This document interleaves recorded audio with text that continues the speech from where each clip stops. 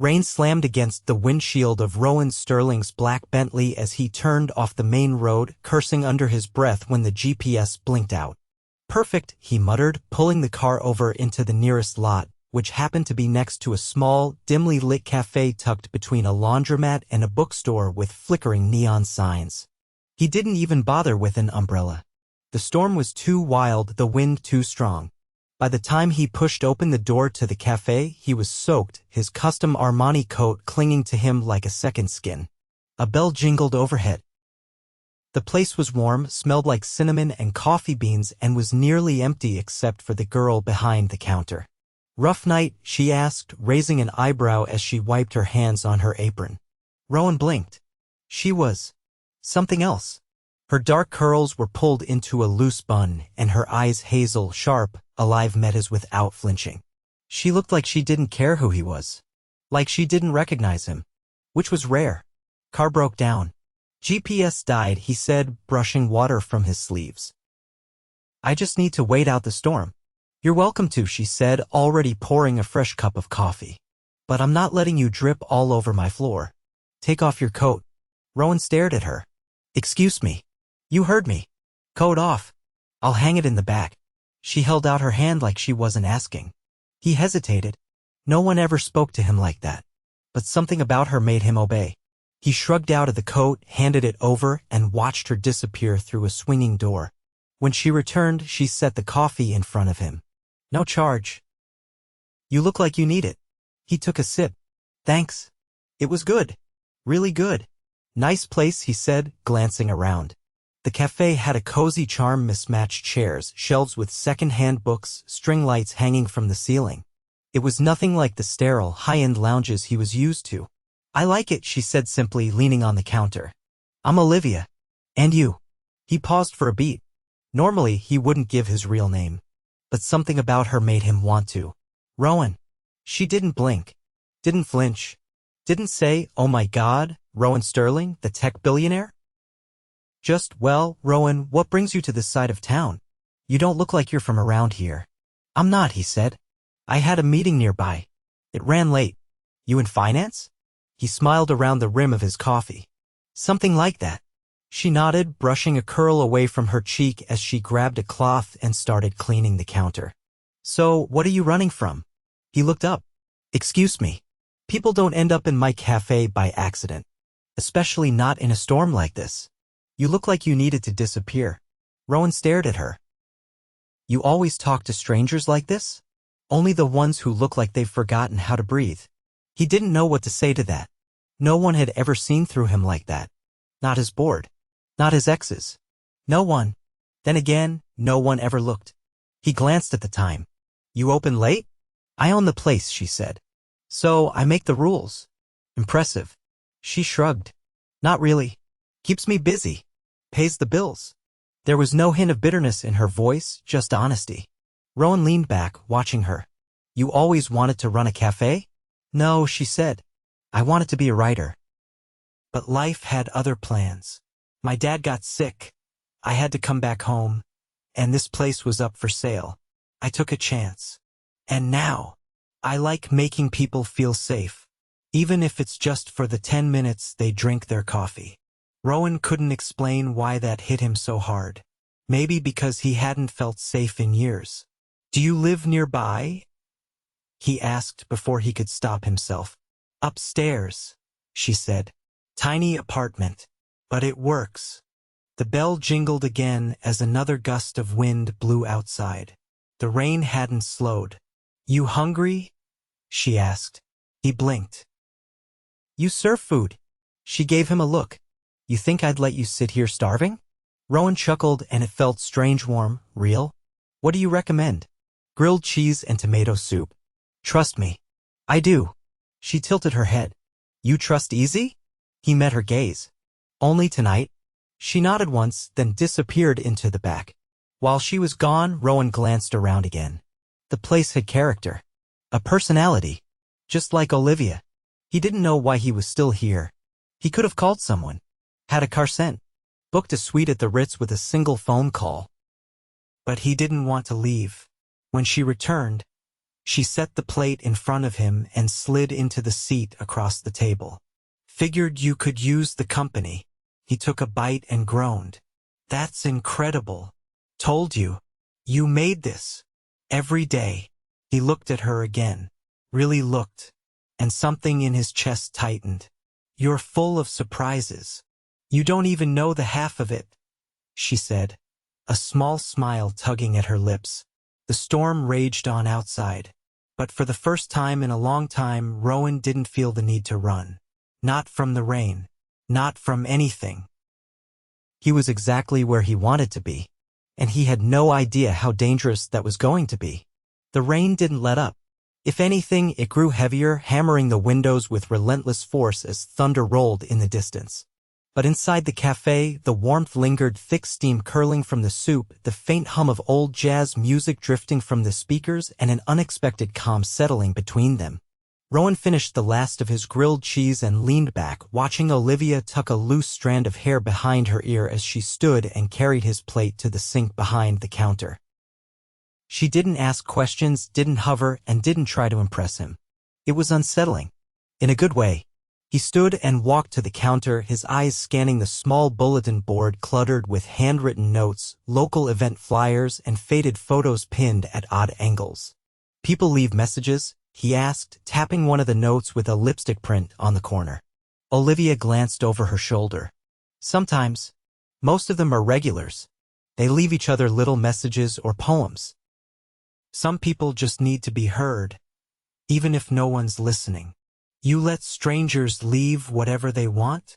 I screen them, she said, drying her hands on a towel. No politics, no hate, no phone numbers, just thoughts. He read a few aloud. You are not your worst day. If you're reading this, I hope you know you matter. He paused. That's unexpected. Words matter, she said, her tone softer now. Sometimes more than people realize. You write any of these? She walked back around the counter and leaned against the edge. A few. Most of them are from others. Rowan nodded slowly, then turned toward her. Why haven't you left this place? Her gaze lifted. Who says I haven't tried? He waited. I moved away once, she said after a beat. Tried to start over in Portland. Lasted 8 months. I missed my dad, the lake, even the cracked sidewalks on Main Street. I couldn't breathe there. You're not scared of getting stuck? I think people get stuck when they stop choosing. I choose this. Every day. Rowan studied her again. Not just her face this time, but what sat beneath it. There was history there. Decisions made. Sacrifices buried beneath quiet strength. What about you? She asked, her voice lighter now. You always crash into random cafes during storms? Only when I'm trying to avoid a gala. That caught her attention. A gala? He nodded. Charity event. One of those black tie things where no one actually listens to the speeches. You ditched a gala for this? I didn't plan to, but I'm not in a hurry to go back. She folded her arms. Let me guess. You were supposed to shake hands, make a speech, donate a ridiculous amount of money, and take a few pictures with people you don't know. That's scarily accurate. Let me guess again. You're used to people pretending to care about you because of what you have. He didn't answer. She nodded slowly. Didn't think I was wrong? He tilted his head. Why do you talk like you know me? Because people like you don't end up in places like this unless they're looking for something they can't buy. He opened his mouth, but the words didn't come. She was right. And he hated how much that mattered. Before he could respond, the door opened and a gust of wind blew in along with a teenage boy holding a dripping bike helmet. Olivia lit up. Eli, she said, reaching for a towel. You're soaked. It's fine, he said, shaking out his jacket. Just started pouring again. He turned to Rowan and nodded. Hey. Rowan returned the gesture. Grab a muffin, Olivia said, already wrapping one in a napkin. Blueberry. You've earned it. Eli grinned and took it. Thanks. You're the best. He headed to the corner table, pulled out a textbook, and began reading while blowing on the muffin to cool it. Olivia leaned closer to Rowan. His mom works nights at the hospital. He comes here to study when it's too loud at home. You do this for a lot of people? She shrugged. It's not much. Just coffee and a table. It's more than that. Olivia didn't answer, just picked up a tray of mugs and began wiping them down. Rowan watched her hands steady, capable, unhurried. You ever think about expanding? He asked. Expanding. Franchising. Starting another location. This place has something. She laughed. You sound like a consultant. I'm not. Still. No. If I made another one, it wouldn't be the same. This place doesn't work because of the coffee or the chairs. It works because it's here. Because I'm here. That's rare. Most people are always chasing more. I'm not most people. No, he said. You're not. His phone buzzed in his coat pocket. He walked to the back, retrieved it, and glanced at the screen. For missed calls. A dozen messages. His assistant, his head of security, a board member, and finally his brother. All asking where he was. He put it back without replying. When he returned, Olivia was refilling Eli's tea and laughing at something he said. She looked up as Rowan approached. Everything okay? I'm fine, he said quietly. And he was. For the first time in a long time. She studied him for a second longer than necessary, then glanced at the clock. You should head upstairs. What? I've got a spare futon. I wasn't kidding earlier, I live right above this place. You'll catch pneumonia if you walk out in this. I can call someone. She raised both brows.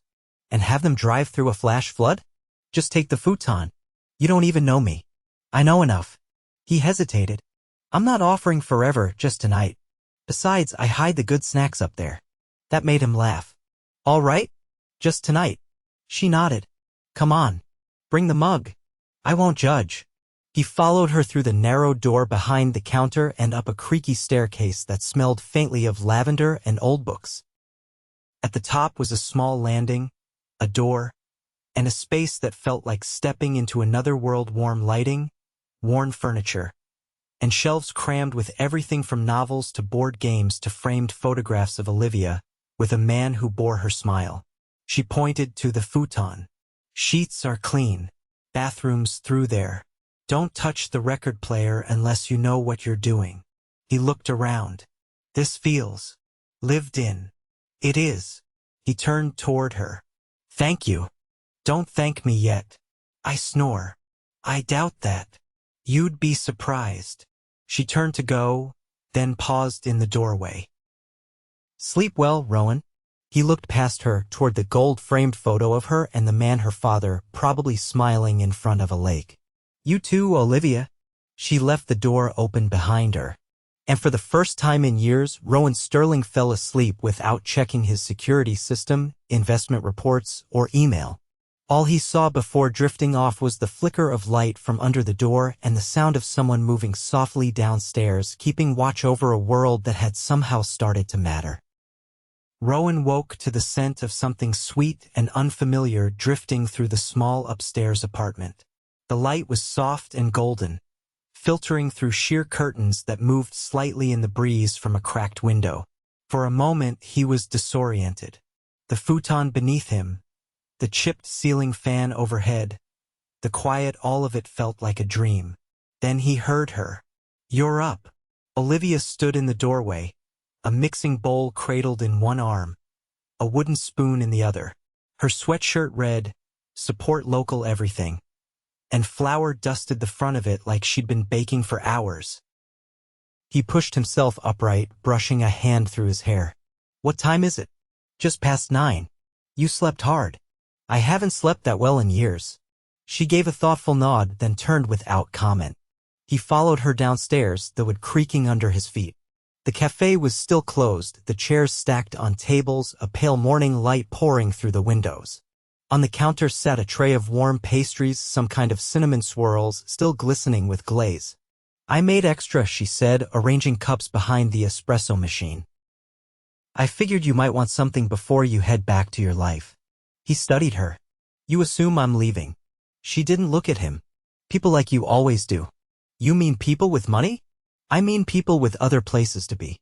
He stepped closer. You have a lot of opinions about me for someone who only met me last night. She finally met his eyes. You're not exactly an enigma, Rowan. No? He leaned against the counter. What am I then? You're someone who doesn't know how to sit still unless something forces you to. You're used to control and you hate that this place makes you feel like you don't have any. He paused, surprised not by her accuracy but by how much it didn't offend him. I'm not used to being read like a book. You're not that hard to read. He picked up one of the cinnamon rolls, took a bite, and closed his eyes. That good? She asked. I'd buy the building just to eat these daily. She raised an eyebrow. Careful. I might hold you to that. Before he could reply, the front door opened and a man in his 60s entered, carrying a small toolbox. He wore a denim jacket and had a limp in his left leg. Morning, Liv, he said, setting the box gently on a stool. Hey, Walter. The sink again. Leaking at the seal. He glanced at Rowan. New hire. Before Olivia could answer, Rowan extended a hand. Just passing through. Walter gave him a once-over, then grunted. You don't look like you've passed through many places like this. Rowan just smiled. That's fair. As Walter disappeared behind the counter, Olivia began flipping the sign on the door to open. Rowan watched her move efficient, unfazed, grounded. You're not curious? He asked. About what? Who I am? What I do? You haven't asked. I figured if you wanted me to know, you'd tell me. He tilted his head. Most people try to guess. I'm not most people. That he already knew. He walked over to the window, watching as a few customers trickled in from the still damp streets. A woman with a stroller. An older man with a sketch pad. Everyone greeted Olivia like she was family. She moved between tables, pouring coffee, taking orders, remembering names and preferences like it was second nature. Rowan could feel it as clearly as he felt the warmth of the sun on his face. This cafe wasn't just a job for her. It was a living, breathing extension of who she was. But there was something else. A pulse beneath the calm. A flicker of something unspoken. When the first wave of customers had settled, he waited for her behind the counter. You've never left this town again? I told you. I tried once. But you came back. Stayed. She wiped her hands on a towel. You ever lose someone and feel like leaving would erase them? He didn't answer right away. Your dad. Her expression didn't change, but her hands stilled. This was his favorite place. He used to come here every morning before his shift at the mill.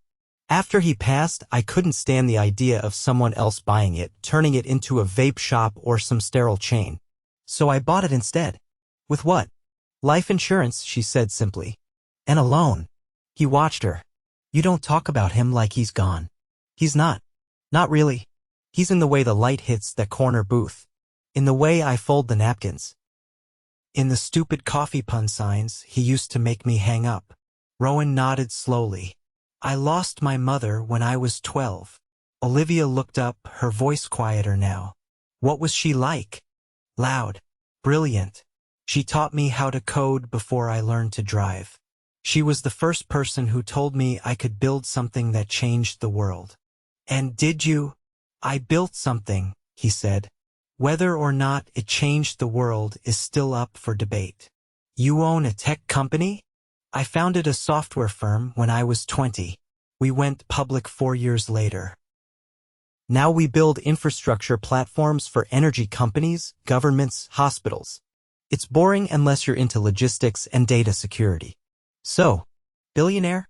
He gave a slight smile. Technically. She didn't react. Not the way people usually did. No widened eyes. No sudden shift in posture. Figures, she said, scribbling on a pad. I had you pegged for something big. You carry yourself like someone who's used to being obeyed. And that doesn't bother you? It would if you expected me to. He leaned closer. I don't. She tore off the order slip and handed it to Walter, who had emerged with a wrench and a victorious grin. Fixed it. For now. Thanks, Walter, she said. I owe you pie. You always owe me pie, he grumbled. Rowan stepped aside as Olivia moved to the next customer. But something inside him had shifted. It wasn't just her refusal to be impressed. It was how she listened. How she didn't flinch at the parts of him others either feared or wanted to exploit. As the morning wore on, he stayed clearing plates, wiping down tables, even carrying a tray to an elderly woman whose hands trembled too much to hold it. Olivia watched all of it without comment. When the last customer left, she locked the door and turned to him. "So," she said, leaning against the counter. "What now?" He didn't hesitate. "I want to see you again." Her gaze held his. "You haven't even left yet." "I know." She considered him for a long moment before answering. "You're not used to chasing things you can't buy." "I've never wanted to chase anything I couldn't." She exhaled slowly, then nodded toward the door. "The farmers' market sets up in the square on Wednesdays. I'll be there tomorrow morning." He smiled. "Then so will I." As he stepped outside, the sky was clear for the first time in days. The storm had passed, but something else had begun. By the following Wednesday, Rowan had been in town for 5 days. He should have already been back in Manhattan chairing meetings, fielding acquisition pitches, and reviewing quarterly projections. Instead, he was standing in the middle of a small town square, holding a paper bag full of Honeycrisp apples and staring at Olivia as she haggled over heirloom tomatoes with an elderly farmer whose suspenders matched the red of his produce. She was laughing at something the old man said, her shoulders relaxed, her expression unguarded. It wasn't just that she was beautiful, it was that she never seemed to be performing. She existed without pretense, and somehow that was the rarest thing he'd ever encountered. "You're early," she said without looking at him. "So are you." He stepped up beside her as she handed over a $5 bill and accepted a small basket of tomatoes. They walked together past booths offering fresh-cut flowers, beeswax candles, and jars of homemade jam. "I've never seen you without a suit," she said, glancing at the dark Henley and jeans he wore. "I left the suit in the car." Progress. They stopped at a stand selling handmade pottery. Olivia picked up a mug shaped like a fox and turned it in her hands. "Don't tell me you collect mugs." "No," she said, "but I like seeing how people make things. There's always a little flaw somewhere. That's what makes it feel real." He nodded. "Perfection is overrated," says the man who probably has someone iron his socks. "I don't even wear socks unless I have to." She laughed, and he felt the air shift between them. "Not heavier, closer." As they walked toward a shaded bench near the fountain, she asked, "How long are you staying?" "I don't know yet." "So you're not leaving today?" "I rescheduled everything." "Interesting." He looked at her carefully. "I didn't come just for the market. I figured." They sat without speaking for a moment, listening to the sounds of the square, the splash of water, the murmur of vendors, the occasional bark of a dog tied to a lamppost. "I've been thinking about something," he said finally. "Dangerous. I want to back your cafe." She turned to him, brows lifting. "Back it. Not change it. Not franchise it. Just give you the capital to upgrade what you want: kitchen, lighting, maybe expand the space upstairs if you need more room. No strings. No interference." She studied him with a look that wasn't skepticism, but something sharper: discernment. "Why?" "Because I believe in it. In you. You don't even drink coffee." "I do now." She looked away, chewing her lip. "You're not used to people telling you no, are you?" "I'm not offering out of pity. Or to impress you." "I know." "Then what's stopping you?" "I'm not used to people showing up without some kind of catch." "There isn't one." She turned back to him. "I'm not afraid of needing help. I'm afraid of owing someone who might one day change their mind." "I won't." "You don't make promises lightly, do you?" "Never." She looked at the bag of apples in his lap. "You're not going to leave, are you?" "Not unless you tell me to." She stood, brushing crumbs from her jeans. "Come on. I want to show you something." They walked together down a narrow side street that opened into a small community garden tucked behind the post office. Raised beds overflowed with basil, squash, lavender, and marigolds. Children chased each other between the rows, their parents chatting nearby. "I helped start this with a few friends," she said. "We wanted something that felt alive when everything else felt like it was closing." He bent to touch a leaf of mint. "It's beautiful. Sometimes I come here when I'm overwhelmed." It reminds me that growth takes time, that things don't have to be permanent to matter. He straightened and looked at her. You think I'm temporary. I think you don't know what you want yet. I do. She crossed her arms. What happens when the board calls? When your company needs you. I know how to delegate.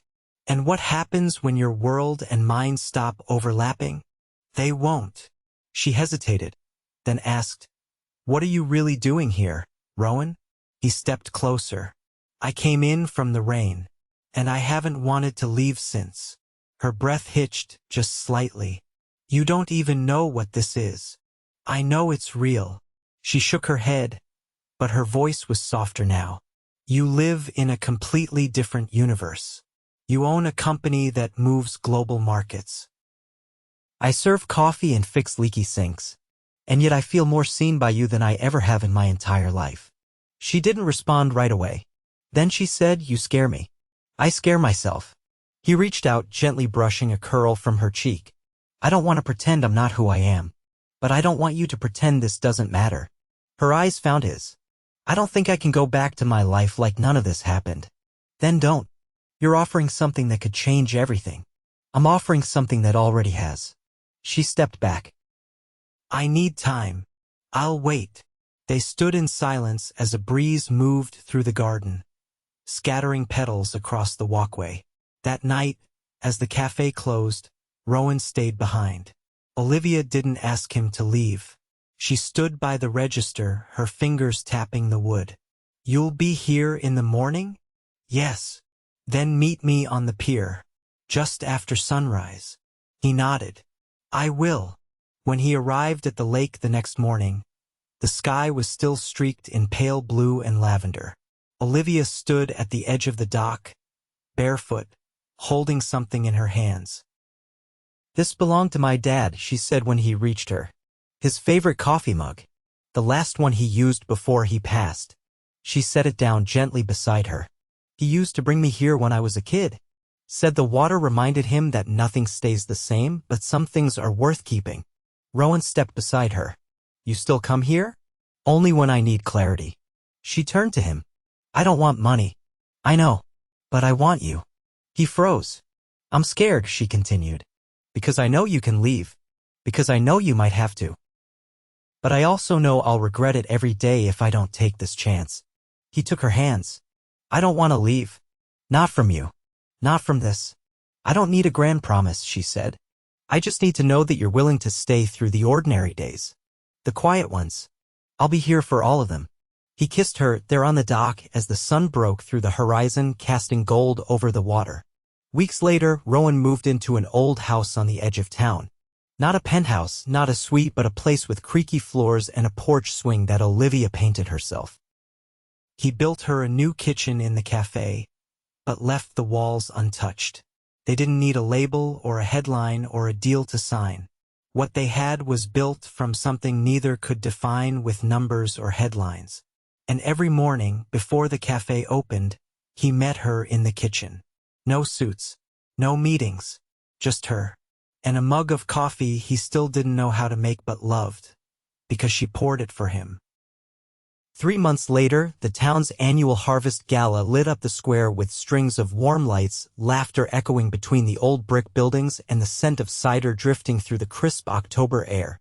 It was the kind of event Olivia had always attended, from the sidelines, quietly supportive, never the center of attention. This time she wasn't on the edges. She stood at the center of the square in a deep green satin dress that caught the light every time she moved, her curls loosely pinned at the nape of her neck. Rowan stood beside her, dressed impeccably in a charcoal suit with no tie, his hand resting at the small of her back like it belonged there. You're sure about this? She asked under her breath as a few heads turned their way. He leaned in. I've never been more sure of anything. Besides, they're not staring because of me. She rolled her eyes, but the corner of her mouth lifted. Small towns don't always know what to do with change. Then they'll have to learn. The gala was held beneath a large white tent, with long wooden tables, autumn centerpieces, and a 3-piece jazz band from 2 towns over. It wasn't glamorous by Manhattan standards, but it was beautiful in a way that felt grounded, intentional like everything else in Olivia's world. She noticed Rowan watching the band, his gaze distant for a breath before she laced her fingers through his. "What is it?" He shook his head once. "I was just thinking how strange it is that I used to think silence meant loneliness. Now it feels like peace."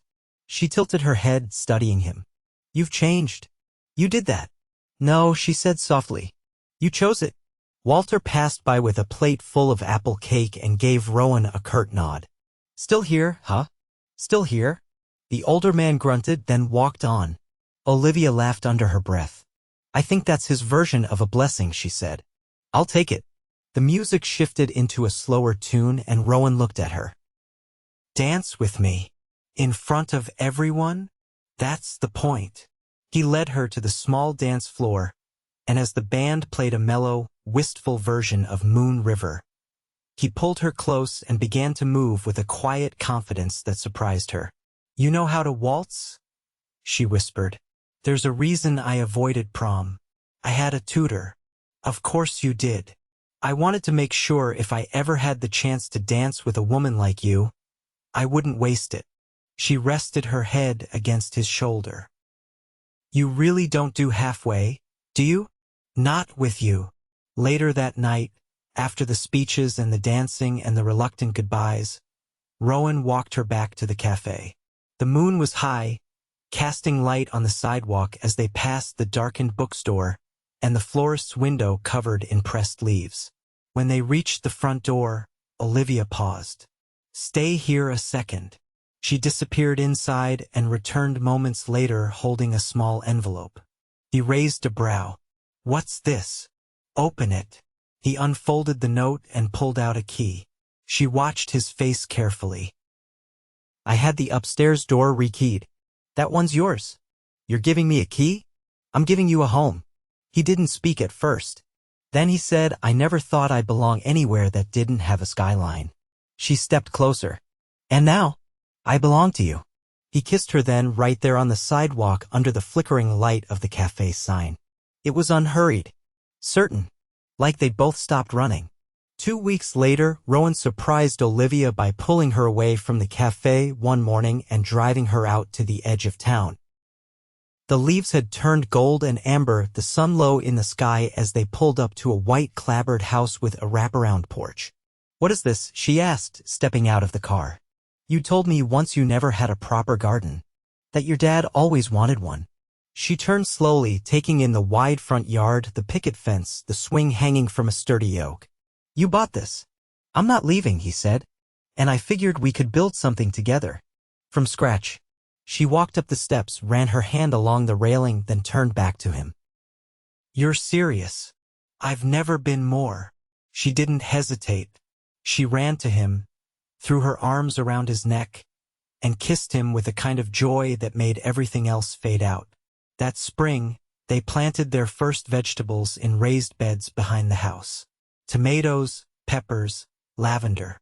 Olivia's hands were always dirt-smudged by noon, and Rowan learned to fix a broken hose without calling anyone. They didn't rush. They didn't need to. He took on consulting work remotely, stepping back from day-to-day operations of his company for the first time since its founding. He kept a small team, but he no longer needed the boardroom to feel important. Olivia expanded the cafe's hours and added a book exchange shelf. Locals began leaving notes not just on the board but in the books themselves, folded into pages tucked beneath covers. Rowan built her a new espresso bar from reclaimed wood, and though it wasn't perfect, she insisted it stay that way. One night, under the stars on their porch, he knelt beside her with a ring that had belonged to his mother. He didn't give a speech. He just said, "I want every version of life with you." And she whispered yes, like it had always been waiting. They married in the garden that summer. The town showed up in full. Walter officiated, begrudgingly but with tears in his eyes. Eli, now a senior, read a poem he'd written for them. There was no grand ballroom, no designer gowns, no press. Just candles in mason jars, a band that knew how to play the classics, and a kiss that sealed every unspoken promise. Rowan never returned to the penthouse. He kept it, but it sat empty. His life was now measured in early mornings, shared glances, the scent of cinnamon rolls drifting from the kitchen, and the steady beat of a heart that had finally found its match. On their first anniversary, they stood at the edge of the lake where it had all begun. She held his hand and he pulled her close. "This place saved me," he said. She looked up at him. "No, you saved yourself. I just left the door open." And together they watched the water ripple in the golden light, knowing that for once nothing was missing. They had everything.